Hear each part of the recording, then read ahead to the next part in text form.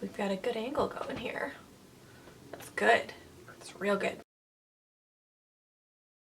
Hey guys, what is up? Today I'm going to be doing my December/end of the year TBR. People are kind of calling it different things. It's essentially my December TBR, but it's like also my end of the year TBR because obviously it's the end of the year. Anyway, I wasn't originally going to do one of these because obviously you guys know my reading has been not quite as much the past few months, and I was in a reading slump for a while. And while I did read 2 books during the month of November, during the last week, I'm still not sure if I'm going to be able to get done as many books as I want this month because my social life is still picking up, but the holidays are coming, so a lot of my friends are going to be out of town, going home, going other places and stuff, so I should have more time to be reading because I will be spending more time by myself, but I'm still, the job hunt is still happening, so I'm still trying to do that as well, so depending on how busy I am, that's how many books I'll be able to read. But also I have 8 books left on my reading challenge to complete my challenge of 75 books this year. Now I have already made my challenge several times, I've already completed it several times, and I kept upping the number because I kept meeting it in July, so I have been raising the number. Originally I think it started at 25 or something like that, and I have raised it to 75 since then, and I'm 8 books away. It sounds doable if I commit to it, but I'm not sure if I'll be able to do it. I really want to though, because even though I've already met my goal several times, it would really be nice to kind of meet this one final goal that I had for myself. So what I did was I made a list of the books that I was really interested in reading at the moment, which was a little bit more than 8, and then I kind of just picked 8, 9 of those and put them on a numbered list from 68 I think to 75, however many that is. I'm just going to show you these 8, 9.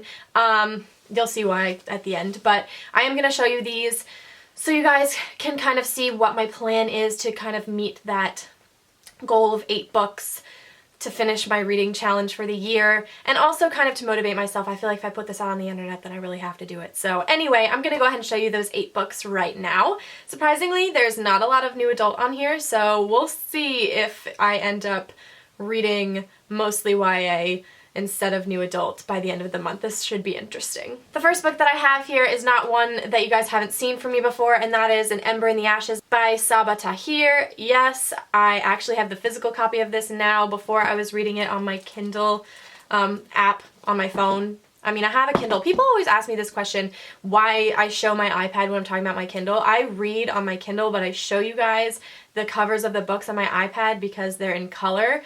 A lot of times I read on my Kindle app on my phone because I have my phone with me all the time. So I had downloaded this book from my library onto my Kindle, so that's how I was showing it to you guys before, but I was able to get my hands on it, so I thought it would be nicer to actually read the physical copy. I really do want to finish this one, and I figured since I've already started it, it should give me the push to finish it, hopefully by the end of the year. I really do want to. I was interested in the story. I was just slumping. You guys know the slump was coming, so I'm not going to talk too much about this. I've just really heard amazing things about this. I've heard nothing negative about this, so I really want to read it and I really want to enjoy it, and you guys keep telling me that it's your favorite fantasy book of the year or dystopian book of the year or whatever, so I really do want to finish this one this month, even though it's a little big for me. I really do want to finish this one, so I'm really gonna try. The next book I have here is one that I have not yet talked about on my channel, and that is Between Shades of Grey by Ruta Sepetys? I don't think that's right. This is a book that I had to read for school for my young adult lit class that I took my junior year of college, and I got halfway through it. I know I was supposed to finish it, but I didn't. I got halfway through, and I'm on page 140, and I was really enjoying this. This takes place in 1941, which I know because it says that on the back, and I don't remember exactly what time it's during because it's been probably 2 or 3 years since I last picked this up, but I know that it has to do with the Soviet secret police arresting this girl and her family in Lithuania, and their final destination is Siberia.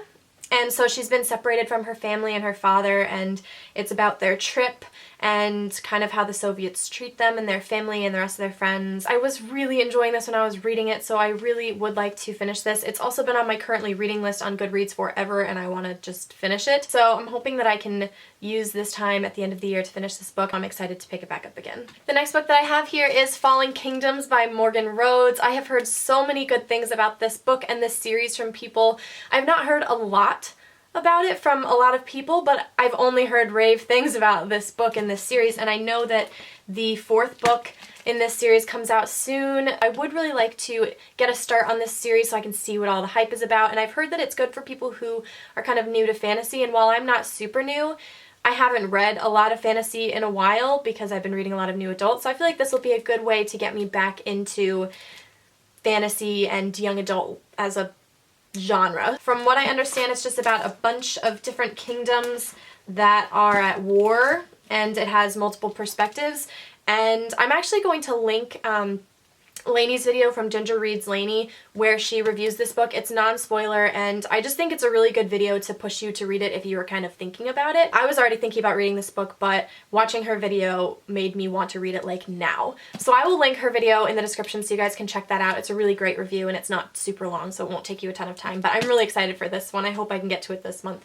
It's another one that's kind of long, but I've heard that you can fly through it, so I say long. This really isn't long. Like, the Mortal Instruments, those are really long.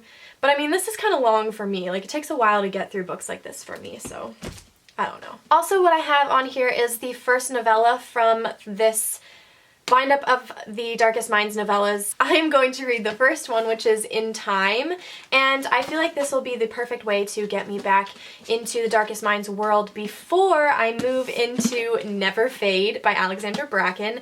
I do want to read this month. I really do. I have read the first book, so I'm going to read the first novella, and then hopefully that will kind of get me back into the world and kind of refresh my memory a little bit for Never Fade. Again, this is a thicker book, so I really don't know if I'm going to get to it, but I have a novella here so that it's a little bit easier for me to kind of meet that 8-book goal, just in case I'm struggling. I have several other novellas I can choose from, so I can read those if I need to, but I tried not to put too many in this list because I didn't want to cheat. I really want to read this ASAP. For those of you guys who don't really know about this series, the Darkest Mind series, it's a dystopian about kids who have these special abilities. There's like this disease, and if they survive the disease, then they have these special abilities that the adults in the world are afraid of, so they send them to these like special camps where they kind of abuse them and stuff, and these kids escape, and it's about them trying to figure out this mystery of this disease and find their families and find other kids like them and just survive. And then obviously this is the second one. And I know this one has a different cast of characters than the first one, so I'm interested to read this one and see how I feel about it, because that fact about the book has made a lot of people really like it and a lot of people not like it at all. Next on this list I have another novella, which is Finally Finding Faith, and it's the, I think, 3.5 or whatever in the Reed Brothers series that you guys know that I love. I read the 3rd book a couple months ago. I love their novellas. I feel like their novellas really add to the story of their friends, and you get to see a little glimpse of the main characters, which is really nice. I believe that this one has to do with one of Pete's friends. Pete is the main character in the 3rd book, so I believe that this follows either one of his friends or one of his girlfriend's friends or something like that. I'm not actually sure. I just know that it's going to be good and I can't wait to read it, and it's going to be short, so it should be easy to get through. I have All Broke Down by Cora Carmack. You guys, this is new. This is the only book besides my unboxing videos that I purchased this month. If you guys saw my Amazon unboxing, I will link that up here and in the description below. If you guys saw that video, you know that I accidentally grabbed the 3rd book in this series instead of the 2nd one, so I had to go out on Cyber Monday and pick up this book because it was 25% off with a coupon.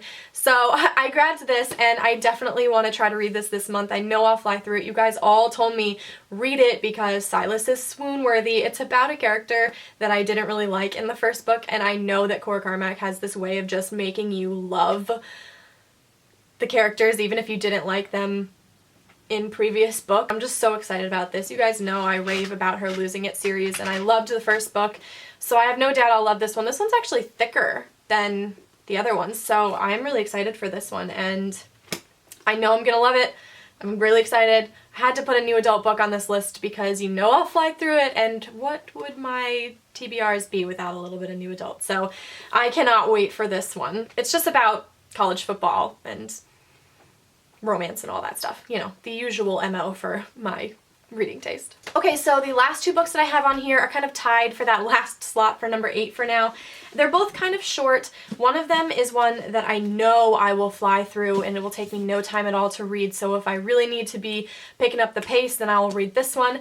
But there's also another one that like I've had on my shelf for such a long time and so many people talk about it, and it's short, so I figured I could go for it if I had some time, if I wasn't rushing at the end of the month. So the one that I have on here as like a safety is The Ruby Circle by Rochelle Mead. I had this on my October TBR and I didn't get to it obviously because I didn't read any books in October, but I know I'll fly through this one. It's short, which pisses me off, but it's short, so I know I'll get through it fast anyway. But I love this series. It's the last book in the Bloodline series, which is a spin-off of Vampire Academy, which you guys know that I love and adore. It's the end of Sydney and Adrian and everybody's story. It's the end of an era, the end of a Vampire Academy era, so I'm so sad that it's ending, but I know I'll fly through this. I know I'll enjoy it, even though I know a lot of people said they didn't enjoy this book, so I'm really scared that I'm not going to enjoy it, but either way, it's a Bloodlines novel. Like, I know I'm gonna have to love it to some point because it's just very, like, special to my heart. But the book that I had on here, because I thought it would be nice to finally see what all the hype was about,